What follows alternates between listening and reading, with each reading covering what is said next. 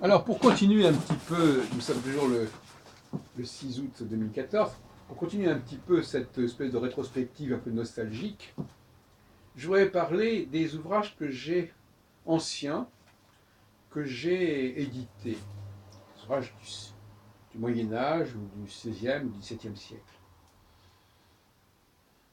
Alors, ça a commencé par le Morin de Villefranche, que j'ai publié en contactant René Allot, c'était l'édition Retz, Bibliotheca Hermetica. Je ne me souviens plus comment ça s'est fait, mais enfin j'avais découvert ces remarques astrologiques de Morin sur le commentaire du Centiloque du Ptolémée par Nicolas Bourdin, ou le fanal de l'astrologie. Et donc j'avais sollicité René Allot, qui avait déjà publié le Ptolémée et le Manilius en astrologie dans les années précédentes. Et donc c'est paru en fin 75, probablement, que j'ai contacté René Allot début 75 ou fin 74. Voilà, remarques astrologiques. J'en ai parlé à André Barbeau, d'ailleurs, qui avait été surpris, parce qu'en fin de compte, on avait complètement oublié que Morin avait écrit en français. Quand il y a eu la renaissance de Morin de Villefranche vers 1900, autour de Hieros, puis autour de Selvac, puis de Hieros, eh bien, on n'avait pas du tout fait part de ces remarques astrologiques. Donc, c'était une carence de l'establishment des historiens de l'astrologie française, en tout cas dans les milieux astrologiques. Ils ne connaissaient pas les remarques astrologiques que j'avais découvertes d'ailleurs moi-même dans une deuxième édition, parce qu'il y en avait une première en 1654 par l'auteur lui-même, puis à sa mort en 1657. Je vais découvrir la deuxième édition à l'Arsenal, comme ça, en fouillant. J'ai dû découvrir ça au début des années 70. Donc j'avais ça sous le coude. Et puis, en 77, je publie un deuxième volume, toujours avec René Allot, toujours chez Retz. Ça, c'était Abraham Ibn Ezra, le livre des fondements astrologiques. Ça faisait partie de mon mémoire de maîtrise avec Georges Vaïda, qui en a écrit d'ailleurs la préface. Je regrette que la préface des romans astrologiques n'ait pas été, que je n'ai pas obtenu une préface, par exemple, de quelqu'un comme Volvin ou comme Hieros, d'ailleurs, qui était encore en vie à l'époque. Et donc là, il s'agit d'une traduction de l'hébreu du livre des fondements astrologiques et d'une adaptation en français un petit peu plus moderne du commencement de la Sapiens des signes. Alors cet ouvrage a connu un grand succès, puisque aussi bien Marie Delclos que Denis Labouret, quand ils ont écrit sur l'histoire de l'astrologie, ont repris des passages entiers de ce livre, mais malheureusement sans citer mon nom en tant que présentateur et traducteur, on ne sait pas pourquoi. Et en 90, j'ai publié aux éditions Pardès l'introduction au jugement des astres de Claude Dario, avec des commentaires de Denis Labouret et de Chantal Estienne. Voilà. C'est un ouvrage intéressant parce que c'est un ouvrage d'astrologie horaire et j'ai été le premier à découvrir que c'est un ouvrage d'astrologie horaire. Le titre ne le précisant pas, Introduction au jugement des âmes, en réalité, c'est un ouvrage totalement d'astrologie horaire. Et d'ailleurs, dans ma postface, je montre à quel point l'astrologie horaire française aura marqué l'astrologie horaire anglaise, notamment William Lilly. Donc là, je parle de l'influence de l'astrologie française sur l'astrologie anglaise. Et je rappelle aussi que j'avais fait un DEA à Lille 3, à Villeneuve d'Ascq. Villeneuve d'Ascq, où d'ailleurs sont parues ma thèse d'État aux éditions du Septentrion, en 99. Donc en 81, j'avais publié une édition critique de la traduction anglaise d'Auger Ferrier de ses jugements astronomiques, en montrant notamment l'importance des mots français dans le texte de traduction anglais. Et puis j'en arrive aux deux éditions que j'ai publiées en 93, chez Trédaniel, l'astrologie, presque coup sur coup, n'est-ce pas?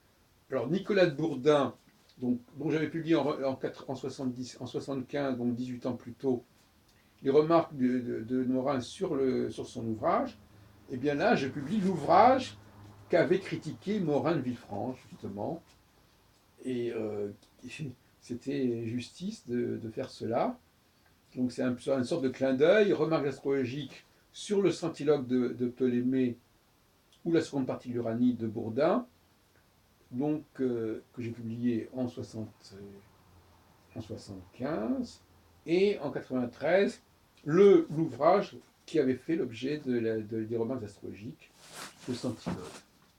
Et puis, par la même occasion, j'ai publié aussi Détela, l'astrologie du livre de Thoth. Toujours c'est très Daniel, mais toujours dans le cadre de nos accords de partenariat avec les éditions de la Grande Conjonction, qui est un ouvrage intéressant parce qu'il nous montre, notamment par les emprunts assez massifs qu'il fait au traité de Ranzo des jugements sur les thèmes génécliaques, qui était paru en 1657, je crois, et d'Eustache le Noble, en 2 mots, qui avait publié en 1697 les tableaux du philosophe ou l'Uranier, et qui est repris en partie par Étela. Donc en fin de compte, en 1785, Étela publie un ouvrage, un traité d'astrologie, on peut dire, ce qu'on avait complètement perdu de vue, à ce détail près que, évidemment, il ne préconise plus l'utilisation des éphémérides, mais un système de substitution à partir du nom de la personne, etc. Et c'est intéressant à noter parce que, je crois que c'est Knapisch qui le dit dans son Histoire de l'astrologie. Il dit que les astronomes faisaient exprès de ne plus publier d'outils de travail pour les astrologues. Et donc les astrologues ont été découragés de faire des calculs, de faire des thèmes. Et par conséquent, on est arrivé à utiliser les traités d'astrologie traditionnels, mais avec un mode de tirage, un mode de calcul un petit peu fantaisiste. Est-ce que c'est une raison suffisante pour dire que l'astrologie avait disparu? Non.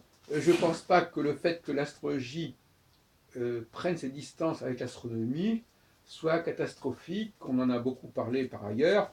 Je crois que c'est tout à fait abusif. Donc là, avec cet été-là de 1785, j'ai montré qu'il y avait une continuité au niveau de la pensée astrologique qui est quand même assez remarquable. Voilà quel est mon bilan au niveau des éditions d'ouvrages. Ça fait donc 5 auteurs que j'ai réédités: Bourdin, Étela, Dario, Ibn Ezra et Morin de Villefranche. Alors, je voudrais terminer sur une petite note un peu humoristique, à savoir que en 1986, j'ai publié avec Serge Hutin qui me l'avait demandé d'ailleurs, j'ai publié l'histoire de l'astrologie qui était paru chez Marabout en 68, et je l'ai réédité. Je me suis aperçu ensuite que Serge Hutin avait quand même énormément utilisé le Knapisch, justement, qui était paru à peu près à ce moment-là. Et donc finalement, bon, je m'en étais même pas rendu compte. Mais de toute façon, j'ai fait une nouvelle introduction, etc. Mais j'ai quand même été un peu contrarié en découvrant que la substance de l'ouvrage de Hutin était une traduction de Knapisch. D'ailleurs, c'était assez paradoxal parce qu'en 86, on a publié à la fois l'ouvrage de Hutin, qui était adapté de Knapisch, mais on a aussi publié la traduction française de Knapisch. Donc Knapisch a été publié en 86 à deux occasions. Je trouve ça assez comique quelque part. Et puis à propos des mésaventures que j'ai eues avec certains auteurs, je ne peux pas m'empêcher de parler de ce qui s'est passé avec Michel Gauquelin, c'est-à-dire les personnalités planétaires.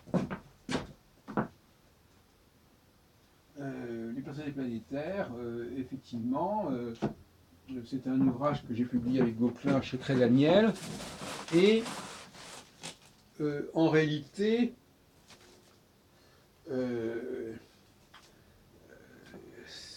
c'était un bon, alors qu'il m'a communiqué le manuscrit pour que je l'édite, je ne me souviens plus du titre, et en réalité, ce texte français avait été lui-même traduit en anglais, et donc il y avait une édition anglaise, en fait. Il y avait une édition anglaise dont Gauquelin ne m'avait pas parlé de manière explicite. Donc finalement, on a édité en 92 un manuscrit qui était déjà paru en anglais. Enfin, il y a eu un truc de ce genre-là qui ne m'avait pas non plus spécialement amusé, d'autant plus qu'il y a eu des problèmes à l'occasion de cette édition qui était postérieure de quelques mois au suicide de Gauquelin en 91 et qui a fait l'objet de pas mal de problèmes avec les héritiers, etc. Mais le procès s'est mal passé, l'avocat n'a pas su mettre en avant les arguments qu'il fallait. Et comme j'avais fait des réserves dans mes notes critiques, enfin dans ma postface, que j'avais faite d'ailleurs avec Guy Leclerc, j'avais fait des réserves sur les rapports entre Gauquelin et les astrologues, etc. Ça m'avait été reproché, on m'avait dit, mais un éditeur ne peut pas se permettre de faire des critiques de ce genre à l'auteur qu'il publie, enfin une chose de ce genre-là. Donc j'ai été un petit peu victime de ma distance par rapport à l'astrologie, enfin je ne sais plus exactement ce qui s'est passé, mais ce sont là des petites mésaventures, des petites anecdotes que je glisse comme ça un petit peu dans ma petite rétrospective.